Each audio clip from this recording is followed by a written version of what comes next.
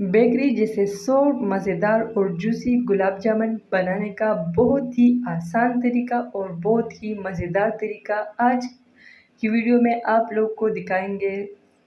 शुरू से लेकर आखिर तक कि किस तरह से आप लोग बेकरी स्टाइल गुलाब जामुन घर में इजीली बना सकते हैं, वो भी बहुत ही कम इंग्रेडिएंट्स और बहुत ही कम खर्चे में।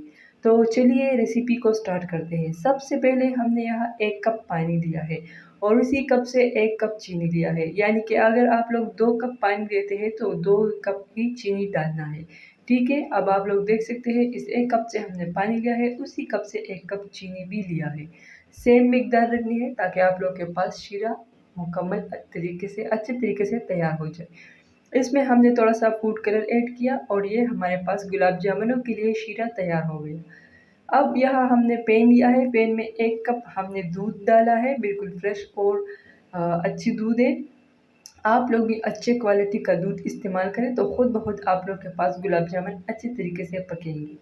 1 कप दूध लिया था और उसी दूध में से जब वो उबल गई तो उसमें से हमने 1 कप सूजी डाल दिया और उसको थोड़ा-सा 2-3 मिनट के लिए पका लिया।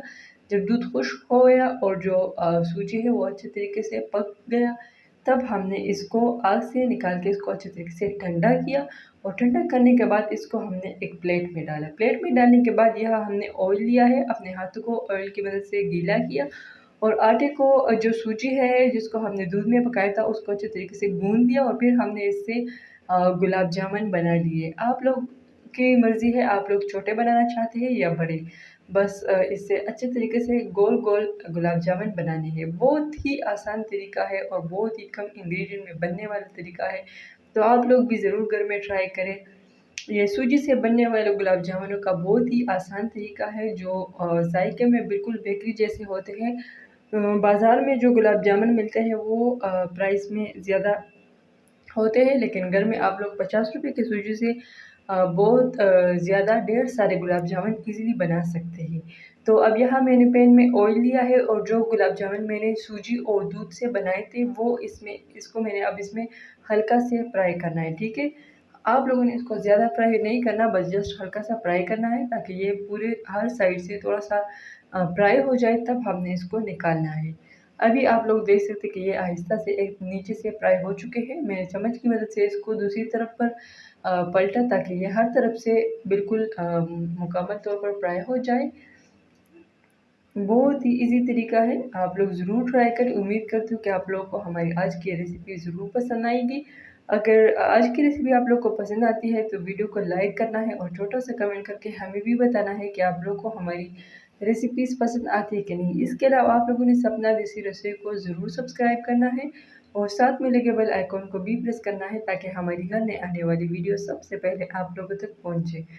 यहाँ जो हमारे पास गुलाब जामुन है वो फ्राई हो चुके हैं। अब मैंने इसको छान की मदद से निकाल के इस ऑयल को बाहर निकाला है और जो शीरा मैंने पहले से तैयार किया था उसी शीरे में इसको डालूँगी। यहाँ आप लोग देख सकते हैं मैंने इसको शीरे में डाल के इसके ऊपर ढक्कन रख के इसको पूरे 4 घंटे के लिए इसमें भिगो के रखे थे, ताकि जो गुलाब जामुन है वो शीरे को अपने अंदर अच्छे तरीके से जज़ब कर सके।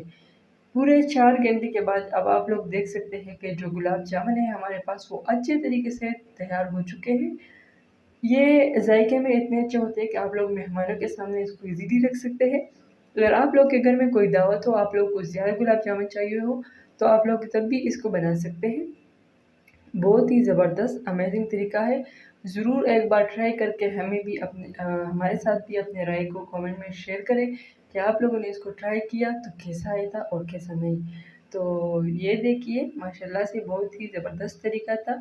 Thanks for watching today video. इस तरह की मज़ीद आसान और कम इंग्रीडिएंट्स में बनने वाले रेसिपीज़ के लिए हमारे चैनल को ज़रूर सब्सक्राइब करें।